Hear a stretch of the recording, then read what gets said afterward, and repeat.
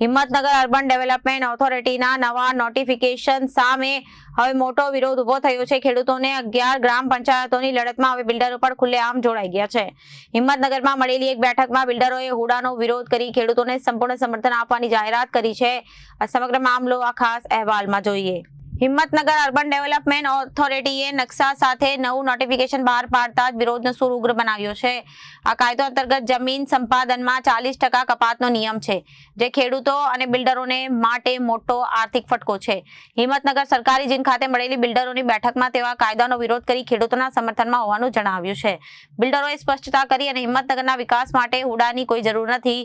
અહીં રોડ રસ્તાની પૂરતી સુવિધાઓ પહેલાથી જ અને શહેર એટલું મોટું નથી કે હુડા જેવી ઓથોરિટીની જરૂર પડે। આ નિયમોથી તેમની અગાઉ ખરીદેલી જમીનોમાં મોટા પાયે નુકસાન થઈ રહ્યું છે અને તેમના નવા પ્રોજેક્ટ પણ અટકી ગયા છે। Bureau report, Janadesh news. હિંમતનગરની આજુબાજુના વિવિધ 11 ગામો જે હુડાની અંદર સંમલિત કર્યા છે, મુખ્ય માંગણી ખેડૂતોની 40% કપાત। 40% કપાતનો વિરોધ એટલા માટે કે નાના અને સીમાંત ઘણા ખેડૂતો છે કે જે 40% કપાત પછી જમીન વિહોણા થાય એવા છે। એટલે જ્યાં ખેડૂત મજબૂત ના હોય ત્યાં બિલ્ડર મજબૂત ન જ હોય। આવી પરિસ્થિતિમાં અમે પ્રથમ દ્રષ્ટિએ ખેડૂત છીએ, એટલે ખેડૂત તરીકે હંમેશા ખેડૂત અને કિસાનોની સાથે જ રહીશું અને જ્યાં પણ જરૂર પડશે એક બિલ્ડર એસોસિએશન તરીકે નહીં પણ મૂળ આ 11 ગામ પૈકીના એક ગામના ખેડૂત તરીકે અમે આ લડત અને આ માર્ગદર્શન જે પણ સમિતિનું હશે એમાં સતત સાથે રહી આગળ વધીશું। બિલ્ડર તરીકેનો કયો વિરોધ રહેશે? મૂળ બિલ્ડર આમાં શું છે, હિંમતનગર એ પ્રાથમિક દ્રષ્ટિએ અમદાવાદ અને ગાંધીનગરના લેવલે ઓછું વિકસિત થતું શહેર છે। એટલે અમે તો જ્યારે ત્યારે સીએમ સાહેબને મળવા ગયા એ વખતે નગરપાલિકા એક્સટેન્શનના વિષય સાથે એટલા માટે કે ભાઈ હિંમતનગર નગરપાલિકાની આજુબાજુના જે વિસ્તારો છે જે નગરપાલિકામાં ભળવાના હતા અને ભળાયા છે, એમાં બેઝિક ડ્રેનેજની ગટરની જે યોજના છે એ લાગુ થાય તો એ બધા યોજનાઓને લાભ મળે।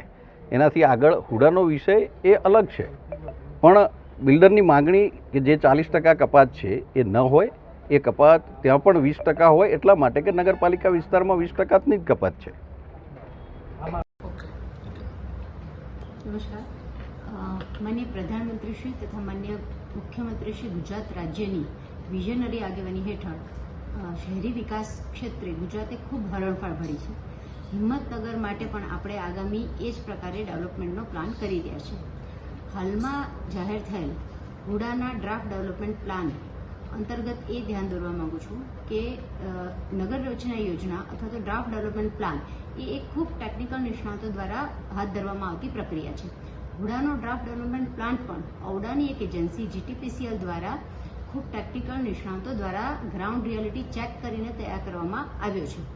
હુડાનો ડ્રાફ્ટ ડેવલપમેન્ટ પ્લાન તૈયાર કરતા પહેલા અનેક પ્રકારના વિભાગો સાથે, અનેક પ્રકારના સ્ટેક હોલ્ડર સાથે મેરેથોન મિટિંગ્સ પણ કરવામાં આવી છે, જેમ કે વિવિધ વિભાગોના જિલ્લા કક્ષાના તમામ અધિકારીશ્રીઓ, વિવિધ પ્રકારના પદાધિકારીશ્રીઓ જેમ કે MP શ્રી, MLA શ્રી, જિલ્લા પંચાયત પ્રમુખશ્રી, નગરપાલિકા પ્રમુખશ્રી અને અન્ય પદાધિકારીશ્રીઓ, આ સિવાય વિવિધ પ્રકારના એસોસિએશન જેમ કે ક્રેડાઈ, બિલ્ડર્સ એસોસિએશન, વેપારી એસોસિએશન, એન્જિનિયર્સ એસોસિએશન વગેરે જેવા તમામ એસોસિએશન અને ઉપરાંત ગ્રામ કક્ષાએ સરપંચશ્રીઓ અને સ્થાનિક આગેવાનો, આ તમામ સાથે વિવિધ પ્રકારની સ્ટેક હોલ્ડર મિટિંગ કર્યા બાદ, તમામના મંતવ્યો લીધા બાદ સર્વસમાવિષ્ટ પ્લાન તૈયાર થાય તે પ્રકારનો અમે પ્રયત્ન કર્યો છે।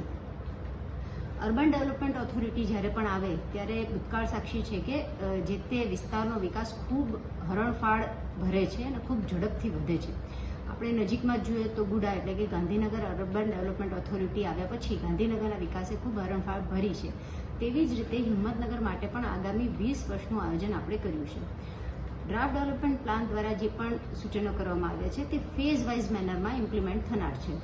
જ્યારે પણ અર્બન ડેવલપમેન્ટ ઓથોરિટી અંતર્ગત આ પ્રકારના ડ્રાફ્ટ ડેવલપમેન્ટ પ્લાન અને નગર રચના અમલમાં આવે છે ત્યારે ખૂબ વધારે સારા રોડ રસ્તા, આંતરમાળખાકીય સુવિધાઓ, સામાજિક સુવિધાઓ ઉપલબ્ધ થાય છે અને જમીનના વેલ્યુએશનમાં પણ અનેક ગણો વધારો થાય છે। આપણે સૌ એના સાક્ષી છીએ।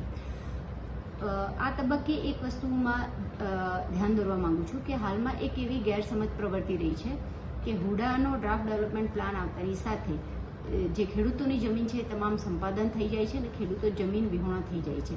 પરંતુ હકીકતે હુડા કે એનો ડ્રાફ્ટ ડેવલપમેન્ટ પ્લાન એ કોઈ સંપાદનની પ્રક્રિયા નથી. નગર રચના યોજના હેઠળ ફેઝ વાઇઝ મેનરમાં જેમ જેમ પીપી આવે તેમ તેમ હયાત જમીનની સામે ફાઇનલ પ્લોટ લોકોને મળતો હોય છે. એટલે કે પ્રવર્તમાન ધારાધોરણ મુજબ જે કોઈ હયાત ઇન્ફ્રાસ્ટ્રક્ચર માટે જમીનની જરૂર પડે તેની સામે ધારાધોરણ મુજબની જમીન પણ લોકોને મળતી હોય છે. જેથી આ ગેરસમજ જે છે એ લોકોની હું આ તબક્કે દૂર કરવા માંગુ છું. વધુમાં કહેવાનું કે હાલના તબક્કે અમને 35 જેટલા સૂચનો મળેલ છે. હુડાનો ડ્રાફ્ટ ડેવલપમેન્ટ પ્લાન 8 સપ્ટેમ્બરે જાહેર થયેલ છે. કાયદાકીય જોગવાઈ મુજબ 2 મહિના સુધી અમે સૂચનો આવકારી શકીએ છીએ. તો આપ સૌને મારી વિનંતી છે કે જે પણ સૂચનો આપવા હોય આપ હુડાની કચેરીએ આવી શકો છો અને આપના સૂચનો આપી શકો છો. અમે આપના સૂચનો માટે બધાનું સ્વાગત કરીએ છીએ. આ ડ્રાફ્ટ ડેવલપમેન્ટ પ્લાન બાબતે કોઈ પણ સમજફેર હોય અથવા તો કોઈ વધુ માહિતી જોઈતી હોય તો પણ આપ હુડાના ટેકનિકલ સ્ટાફનો રૂબરૂમાં પણ સંપર્ક કરી શકો છો. 2 દિવસ પહેલા 11 ગામોના આગેવાનોની બેઠક હતી, જેને લઈને એ લોકોને કહેવું હતું કે 11 ગામોના 10,000થી વધુ જે ખેડૂતો છે એના પર સીધી અસર થશે.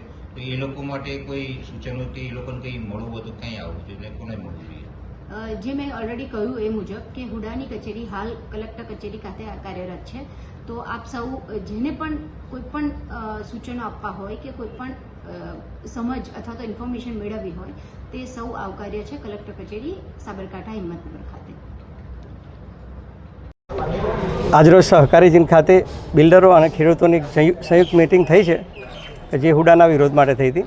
એમાં અમે બિલ્ડર તરફથી ટેકનિકલ મુદ્દાઓ અમે એમને જણાયેલા છે, પણ એમનું એવું છે કે અમારે હુડા જોઈતું જ નથી અને અમે એમને સંપૂર્ણ ટેકો આપીએ છીએ.